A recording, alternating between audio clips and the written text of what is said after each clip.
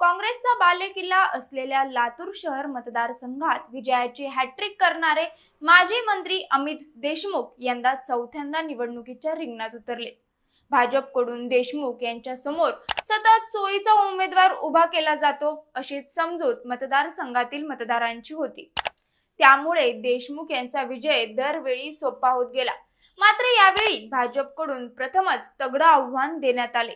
माजी केंद्रीय गृहमंत्री शिवराज पाटील चाकूरकर यांची सून डॉक्टर अर्चना पाटील चाकूरकर यांना भाजपकडून तिकीट देण्यात आले। त्यातच वंचित बहुजन आघाडीनं विनोद खटके यांना उभं केले।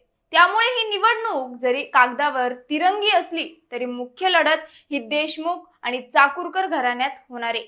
त्यामुळे सध्या दोन्ही घराण्यांची प्रतिष्ठा पणाला लागली आहे। आता अमित देशमुख विजयाचा चौकार मारण्यासाठी मैदानात उतरणार आहेत।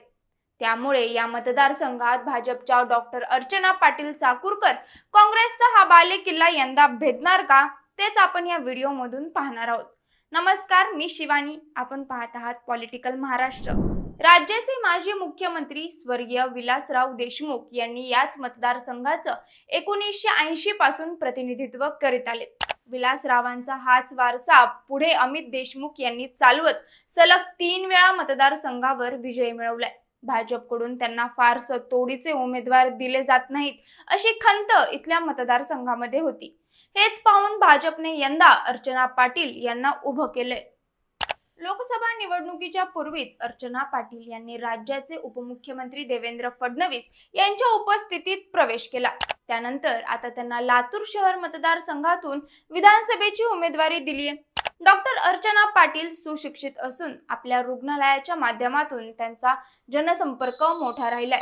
2019 सालापासून त्या निवडणुकीची तयारी करतायत, परंतु कौटुंबिक कारणांनी त्यांनी तेव्हा निवडणूक लढवली नव्हती। आता त्यांना भाजपकडून विधानसभेची संधी मिळाली। आता त्यांच्या प्रचारासाठी भाजपची वरिष्ठ मंडळी सुद्धा मतदारसंघात प्रचार करताना दिसत आहे।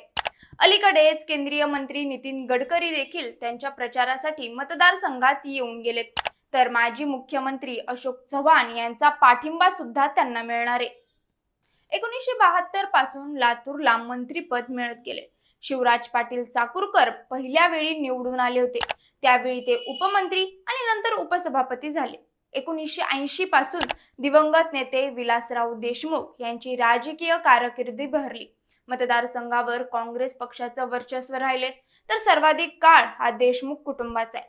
फक्त 1995 मध्ये शिवाजीराव पाटील कव्हेकर यांनी देशमुखांना धक्का दिला होता। शहर विकास कामात रोजगाराचा विचार कमी झाला आणि भव्य शासकीय इमारती, खासगी रुग्णालय आणि खासगी शिकवणी वर्गाची रेलचेल वाढली। त्यामुळे लातूर शहर महाराष्ट्राचे कोटा ठरलाय।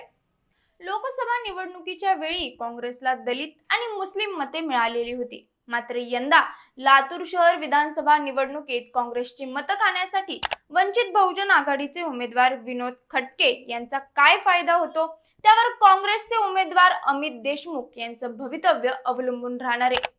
यातच अर्चना पाटील चाकूरकर या लिंगायत समाजाच्या असल्यानं त्यांना लिंगायत समाजाचा पाठिंबा मिळणार असल्याचं म्हटलं जातंय। त्यामुळे विलासराव देशमुख यांची पुण्याई अमित देशमुखांना तर अर्चना पाटलांना त्यांच्या सासऱ्यांची पुण्याई तारणार का, ते पाहणं महत्त्वाचं ठरणार आहे। यावर तुम्हाला काय वाटतं हे आम्हाला कमेंट करून नक्की सांगा आणि असेच व्हिडिओ पाहण्यासाठी पॉलिटिकल महाराष्ट्र या पेजला लाईक करा, फॉलो करा। धन्यवाद।